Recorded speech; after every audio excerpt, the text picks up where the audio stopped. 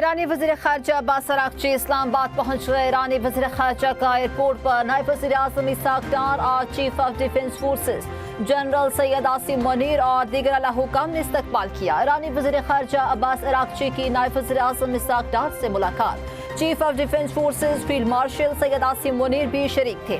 رہنماؤں میں خطے کی صورتحال پر تبادلہ خیال۔ نائب وزیر اعظم اسحاق ڈار نے ایکس پر اپنے پیغام میں کہا، اپنے بھائی ایران کے وزیر خارجہ عباس اراغچی کی آمد پر خوشی ہوئی۔ میں اپنے بھائی عباس اراغچی کو خوش آمدید کہتا ہوں۔ علاقائی امن استحکام کو فروغ دینے کے لیے پر امید ہے۔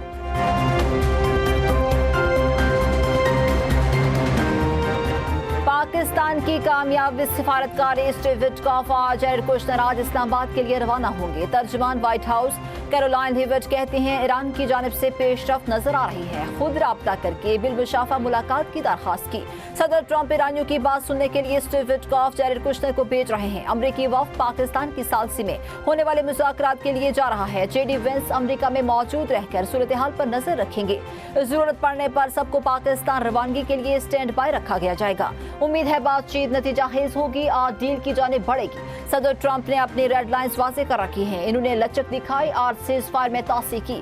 پورے مذاکراتی عمل میں پاکستان شاندار دوست اور ثالث ثابت ہوا۔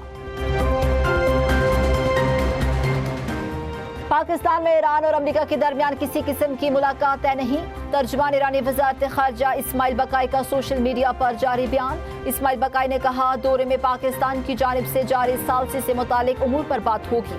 امریکہ کی مسلط جارحانہ جنگ کے خاتمے اور خطے میں امن کی بحالی پر بھی تبادلہ خیال کیا جائے گا۔ پاکستانی حکام سے ملاقاتوں میں ایران اپنے مشاہدات پاکستان کو فراہم کرے گا۔ ایرانی پاسداران انقلاب کا بھی مذاکرات کی درخواست کا امریکی دعویٰ مسترد۔ کہا، امریکہ سے براہ راست مذاکرات کی درخواست جھوٹ ہے۔ امریکہ کی زیادتیوں کے باعث واشنگٹن سے مذاکرات کا کوئی فیصلہ نہیں کیا۔ ترجمان وائٹ ہاؤس کیرولائن ہیوٹ نے دعویٰ کیا کہ ایران نے امریکہ سے خود رابطہ کیا اور ملاقات کی درخواست کی۔